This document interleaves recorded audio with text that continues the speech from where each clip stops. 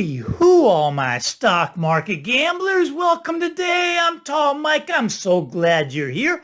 We made it to the end of the week. What a week it was. Only 4 trading days, but a lot happened in that time, right? So what's going on in the stock market today? Well, the Dow's down about 150. NASDAQ's down about 100. The market's starting to come in a little bit. Now, we hit that extreme greed. Now, when you have extreme greed in the marketplace, it all comes with extreme risk. Look, there's the most number of call buying ever. It's a record. People are buying calls in record numbers, right? And that usually marks the top of the market before it starts to come in. It's kind of a contrarian trade. Once the extreme greed hits, the market starts to come in. Now, what is extremely low? The VIX. The VIX has a 12 handle on it. I don't think I've ever seen a 12 handle on the VIX, but when you get it going from a 12 handle up to 50, you're going to have massive damage in the stock market. Now, will it go up to 50? It'll take time, but possibly,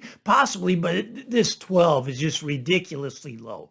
Look at the HYG. The HYG is the junk bonds coming down. Tells you the market's going to come in. What else is coming down? Well, look at the symbol KRE. Okay, that's the regional banks. Now, we talk a lot about the banks. I think there's still going to be a lot of problems with the banks, but that index is coming down. There's still banking issues out there. This financial crisis is just getting started. We're going to talk more about that a little bit later today, but I do think this market's going to come in. Look at the IWM, which is the Russell, the small caps, that's under the 20-day now. The other ones, they're under the 10-day. All of them are under the 10-day now. The Dow, the NASDAQ, and the S&P. Everything's coming back in. Now, will it continue? We'll see how it plays out. My guess is that it will. All right, let's get over to the real estate market now. And I want to talk a little bit about what realtors, I am a realtor, what realtors we're instructed to tell our clients, right? We're instructed to tell them to buy a house now, a starter home smaller than the home you want. Like, let's say you want a 4-bedroom, 3-bathroom house, right? Well, don't buy that now. Buy a 2-bedroom, 1-bathroom house.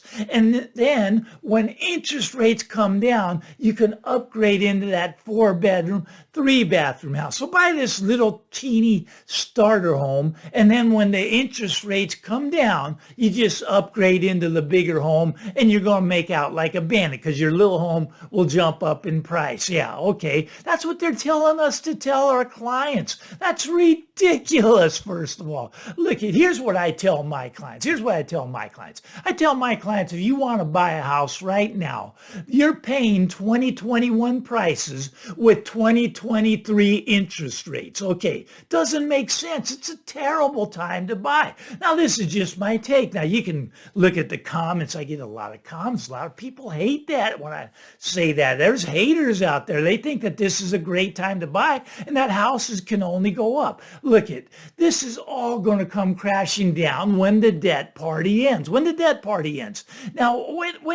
party ends, well, there'll be all kinds of homes for sale, and they'll be for sale at low prices because the recession will have started. We're going into a recession. When that starts, there's going to be a lot of homes for sale, and they're going to be at low prices. Now you'd be surprised what not having a job does to the homeowner to sell their property below the market. See, right now, the homeowners, what they're doing, let's say the market in your area is $1 million. Okay, the homeowners are going out and they're putting on, I'll put on at $1.2 million. If it doesn't sell, I'll take it up. They're putting it above the market. When they lose their job, your area is at $1 million, they'll put it on below the market at 900,000. But we'll already be in a recession. The market will be down to 900,000. So they'll have to lower it to 800,000. It won't be at the $1.2 million. It'll be at 800,000. That's what being out of a job does. Now, personally, I think unemployment's going to spike above 10% when the recession hits. I know, but Mike, you're crazy. Unemployment's running at 3.6%. Just ask the Fed. Now, if you listen to mainstream media, here's what the mainstream media will tell you. Look, they'll tell you, look at the stock market, it's booming. Look at the housing market, it's booming. Look at the economy, it's fantastic. Unemployment's at 3%, jobs are everywhere. Oh, if you believe this stuff, you're in for a rude awakening. But look it.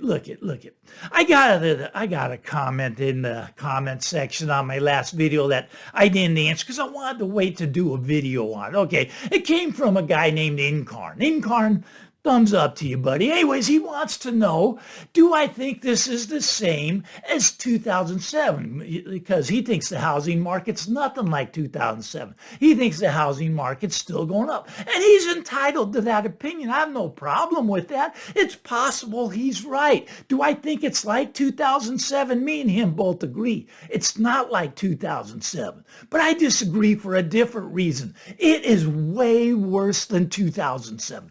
Way worse. Okay, look it.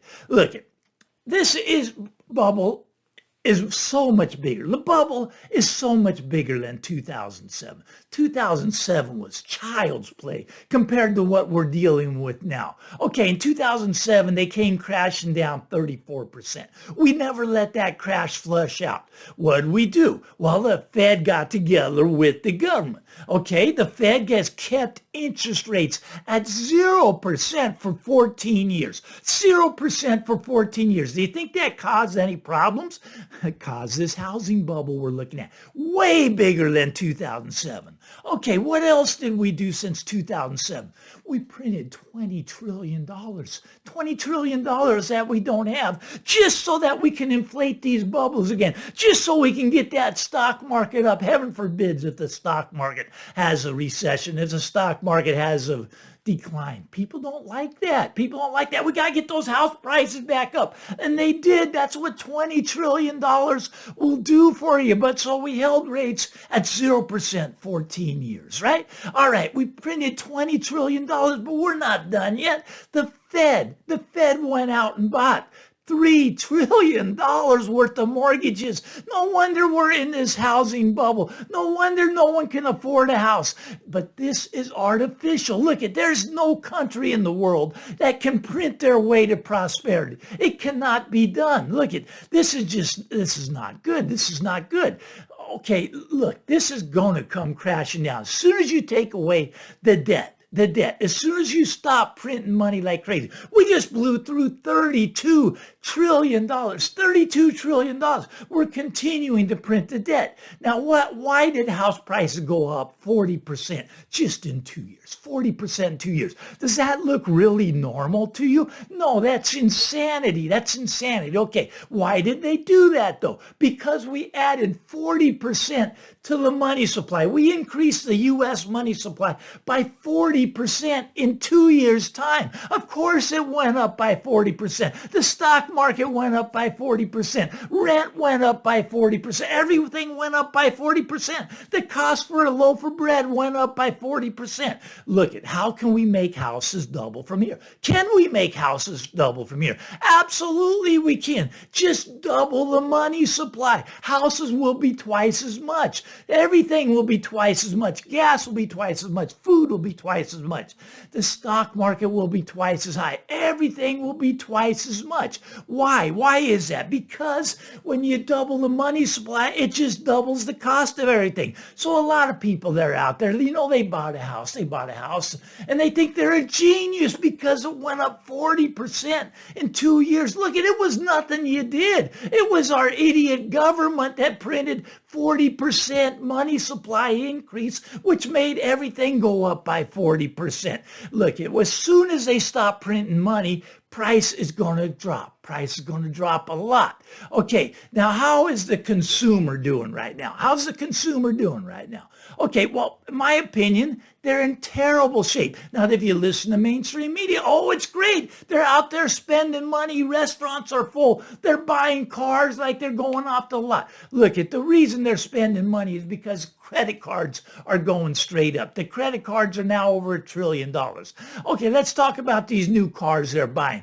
Every car loan out there, the average car loan is underwater. The average car loan has negative equity in it. The average car loan has negative equity by 20%. The loan is 20% higher than the car's worth. That's the average car driving around. They have zero equity in their car. They have negative equity in their car. What about this student student loan problem. Look at 1.7 trillion worth their student loans are going to have to start being paid upon. Where's that money going to come from? Well, they're going to suck it out of the economy. Yeah, they're spending now because they don't have to pay. They don't have to pay for their student loans. A lot of people aren't paying for rent, but you notice rents are now coming down. Do you know why? Do you know why they're coming down? Because 4 million people are starting to get evicted now. 4 million people are not paying their rent. Of course they have money to go out and spend. They got money to go to the restaurants. They got money to go to the bars. They're not paying their rent. They're not paying their student loans.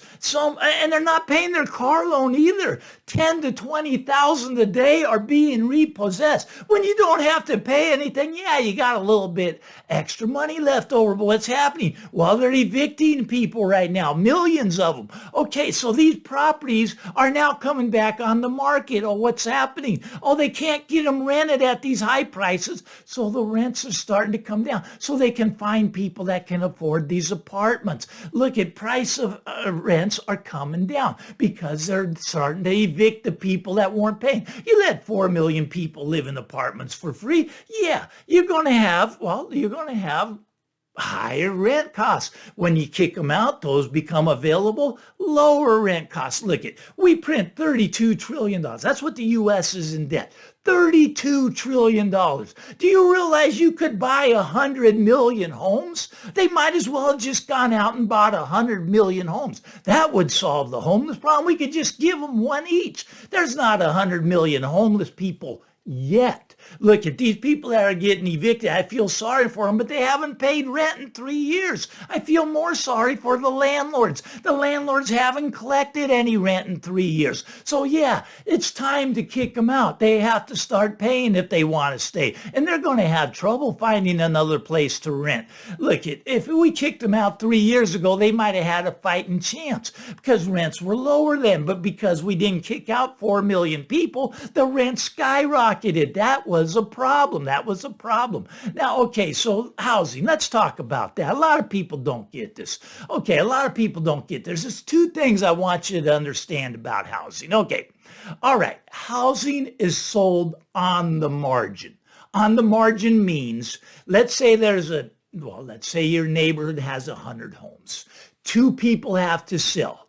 There's only one buyer. Okay, what does the first guy do? Well, the first guy that makes it out, he gets that buyer. What does the second guy do? He has to lower his price until another buyer jumps in. And that could be a number down 20, 30, 40%. That's what selling on the margin means. When the buyers all go away and people still have to sell because they'll have no jobs, because the recession's coming. Have you heard there's a recession coming? Now, of course not, because the mainstream media doesn't tell you this stuff. They tell you the economy's fantastic. Jobs are everywhere. Look at people are losing jobs. Job number just came out again, 268,000 or something, 1 million, that's for a week. Multiply it by 4, 1 million people a month right now. First-time jobless claims. These are high-paying jobs. These are people with houses. Yes, there's a little bit of lag effect. Wait till the end of the year and you're going to see the inventory come flooding onto the market. So that's the first thing I want to tell you about housing. Sold at the margin. At the margin. Look at. All right, so what's the second thing? Everybody thinks that housing's going to go up because they're going to print money and inflation's going to take off. I think they are going to print money. I think inflation is going to take off. I think food inflation is going to skyrocket. Look at a symbol in the stock market, DBA. It's an agricultural symbol. Soybeans way up, corn way up, wheat way up. Inflation is not over, man. It is going to come back in full force. That 9% we hit and we're down to 5 now or something, we're going to go well above that 9%. Mark my words. Nobody believes this. Tall Mike, you're crazy. Look, I don't expect you to like me. I don't care if you like me. The reason I started this channel is because my friends started to hate me. They don't want me to talk about themselves. I figure if you listen to the channel, you want to hear about this, but a lot of people in the comments, they hate me too. They don't want to hear about it, and that's okay. I'm okay with that. Your opinion may be that we're going to double the money supply again and watch houses take off, and that would cause hyperinflation. Won't houses go up in hyperinflation? No, let me tell you why. Can I tell you why? This is the second thing I want you to understand about the housing market. Houses are a debt asset. They're a debt asset. When you get that inflation going up and people have to spend money on food, people have to spend money on gas to get to work, it doesn't leave money to pay the mortgage. If they didn't have a mortgage, yeah, they'd be fine, but they got a mortgage, so they got to dump their house. Well, there's not going to be buyers. That's why houses are going to come down. 80% of people use a mortgage to buy a house. Not everybody has all cash to put down on a house. Mortgages are going to be very hard to get. We talked about that with the banking system, right? Look, we're getting very close in time to where bad things are going to start to happen. I mean, it's going to get ugly. I don't want to scare you on a Friday. I always do that on Fridays, but it's going to get ugly out there. Look at Silicon Valley Bank, First Republic, Signature Bank. This was just the start. This was just the starting point. These are going to be tumbling over. Bad things are going to happen, and it's not going to be pretty. It's going to be ugly, and I don't want to see that. I don't, but that's just why I'm here to talk about this stuff. I'm obsessed with the markets. I am. That's my life. I love the stock market. I love the housing market. I love the markets in general. I have no problem with you having a different opinion than me. You can have the opinion that houses are going to double from here. I'm perfectly fine with it. You may be right. I may be the fool here. I may be the one that has it all wrong. We'll see. Time, it'll play out. I got carried away on a Friday. I hope I didn't scare anybody. Anyways, if you like this stuff, give me the thumbs up. Why not? It's Friday. We got the weekend ahead. Get out there, everybody. Enjoy the weekend. I'm Tall Mike. Bye-bye.